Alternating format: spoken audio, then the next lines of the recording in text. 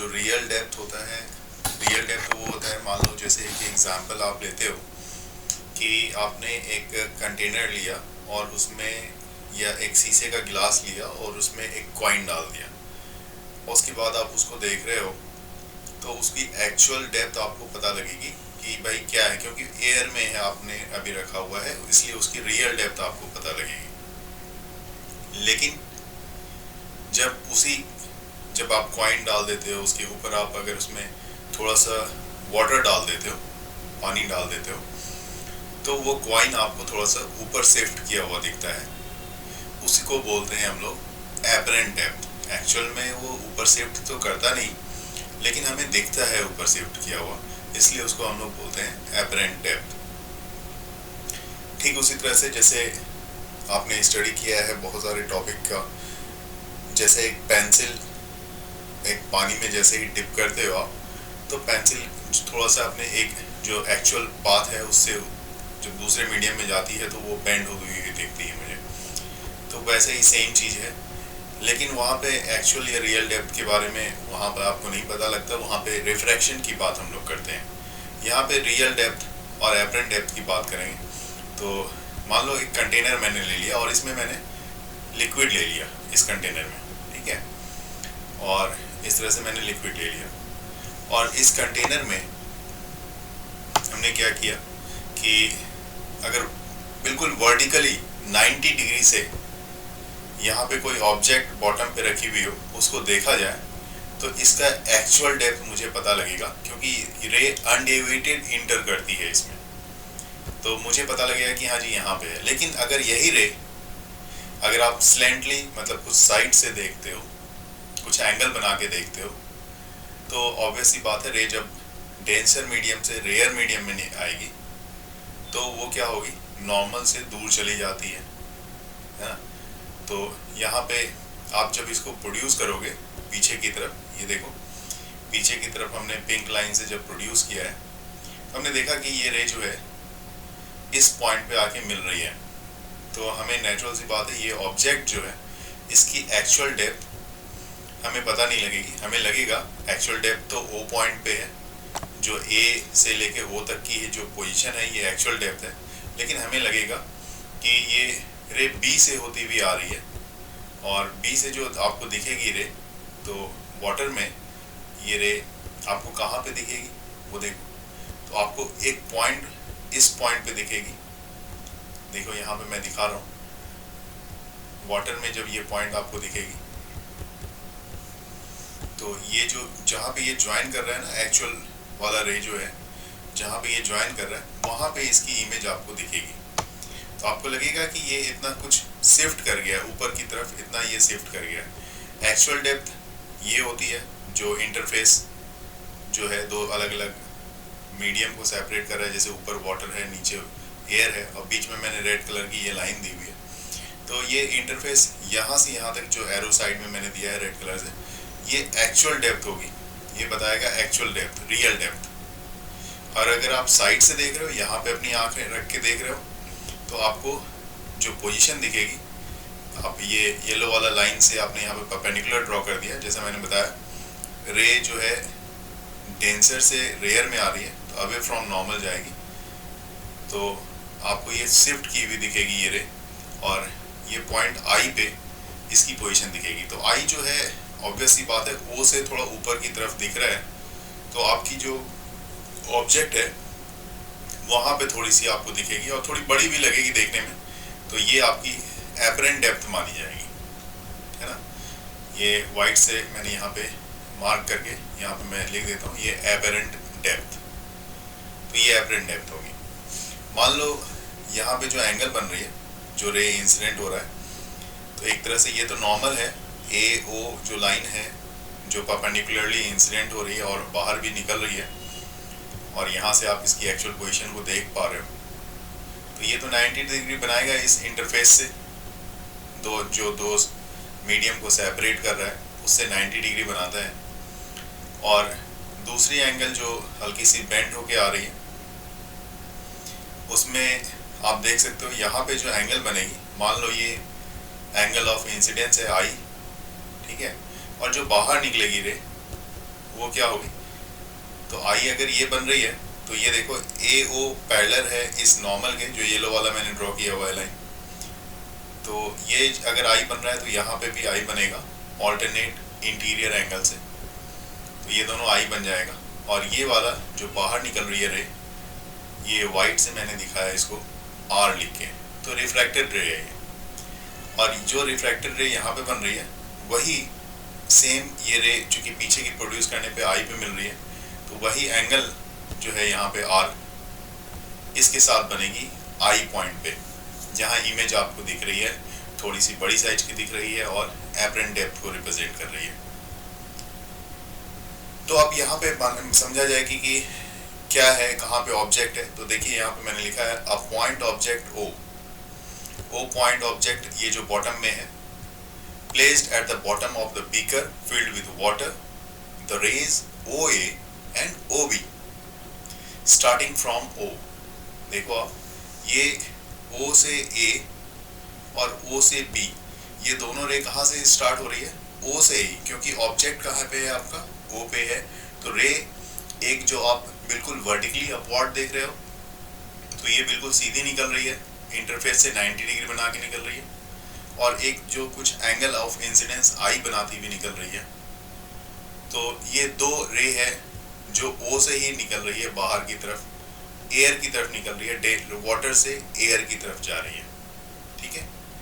और दूसरी बात यहाँ पे और चीज़ों को देखना है आप, अभी तो ये रे की बात कर ली, तो अब देखते हैं ये जो O है ये रिफ्रैक्ट होती है अलोंग AD एंड BC। तो एक रे जा रही है कहाँ पे, A से D की तरफ। देखो A से ऊपर में ये जो पॉइंट में रिप्रेजेंट कर रहा हूँ, आँख यहाँ पे जो अपनी आईज बनाई हुई है, तो A से D की तरफ, और ये बिना डेविएट हुए O से A आ रही है और A से D पे जा रही है। जबकि दूसरी वाली रे जो कुछ एंगल बना रही है O से B पे जा रही है और B से फिर दूसरी आई जो यहाँ पे मैंने बनाई है जो कुछ एंगल से है उसको C मान लेता हूँ, B से C की तरफ जा रही है, ठीक है। These rays appears to diverge from point I, जो B से C की तरफ जा रही है वो आपको ऐसा फील होगा, ऐसा it seems to be appear from point I, ऐसा लगेगा ये रे आपको BC जो रे है वो I से निकलती हुई आपको ऐसी फील होगी, ठीक है। और so I is the virtual image of O, O की virtual image I होगी अब आपकी, और the AI is the smaller than the real depth AO, AO आपकी तो एक्चुअल डेप्थ है जो रियल डेप्थ की बता रहे हो, और AI जो हो गई अब आपकी वो वर्चुअल डेप्थ जिसको आप एपरेंट डेप्थ के नाम से भी बोलते हो, वो होगी आपकी, ठीक है। अब that is why a water tank appear shallower or an object placed at the bottom appears to be raises। यही मेन रीज़न है, जो टैंक में पानी लेते हो और कोई बॉटम में कोई ऑब्जेक्ट आप रखते हो तो वो आपको कुछ ऊपर की तरफ शिफ्ट किया हुआ दिखता है। तो आपसे क्वेश्चन भी पूछा जा सकता है ऐसा क्यों होता है, तो आप यहाँ पे ये सारे पॉइंट्स जो मैंने लिखे हैं आप उसको बता सकते हो। लेकिन काम हमारा यहाँ तक ही कंप्लीट नहीं हो जाता, क्योंकि हमें देखना है फार्मूला, क्योंकि जब आप न्यूमेरिकल सॉल्व करोगे तो ये फार्मूला क्या फार्मूला होगा जो आपको इस तरह के न्यूमेरिकल्स को सॉल्व करने में हेल्प करेगा, वो देखने की जरूरत होगी, ठीक है। तो अभी मैं यहाँ पे सबसे पहले अब इस डायग्राम को साथ में रखता हूँ और आपको स्नेल्स लॉ से दिखाता हूँ। स्नेल्स लॉ हालांकि आपको पता है mu equal to sine i by sine r होता है।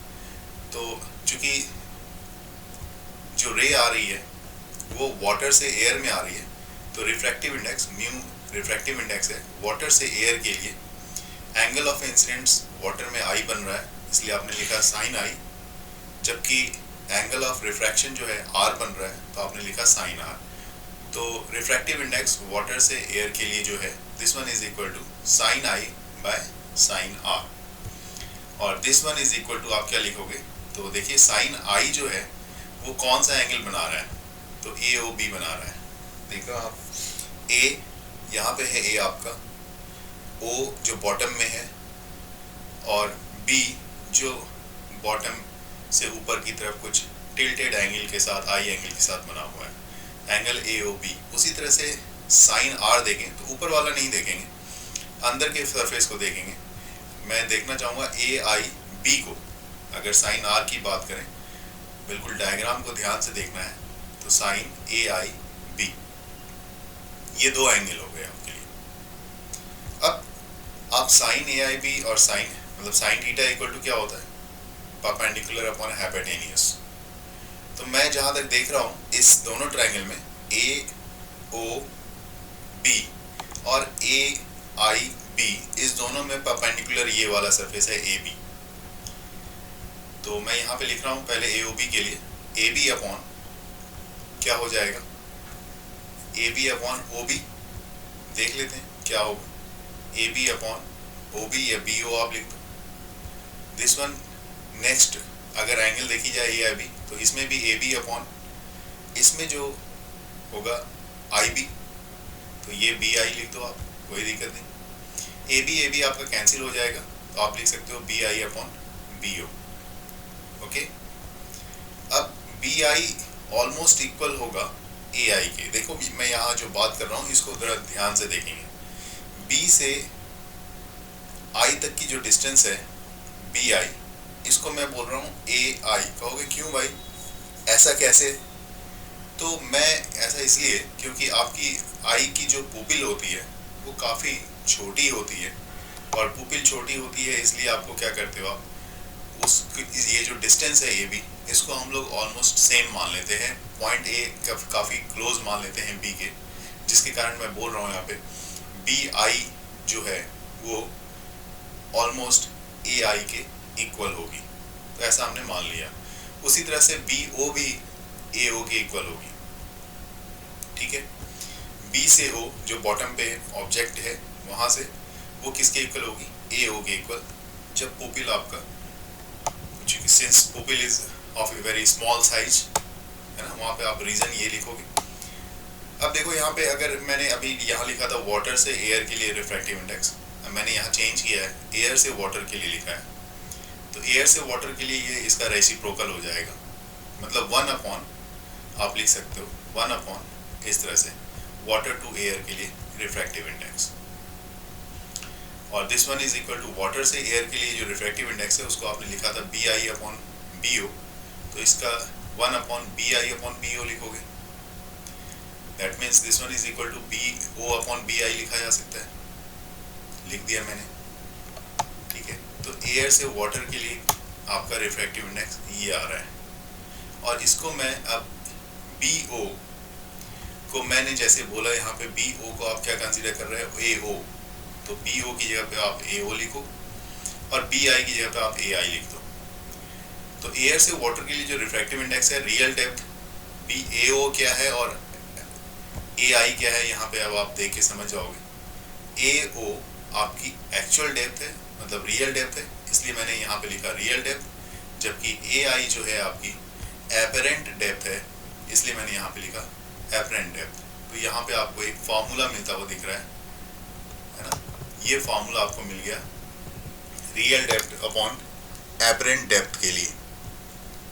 ठीक है, अब मैं यहाँ पे आपको apparent depth is equal to real depth upon refractive index, ये भी फार्मूला हो गया। तो ये दोनों ही फार्मूले यहाँ पे आपके पास रिफ्रैक्टिव इंडेक्स के लिए, रियल डेप्थ और एपरेंट डेप्थ के लिए आपके पास फार्मूला मिलता हुआ आपको दिख रहा है।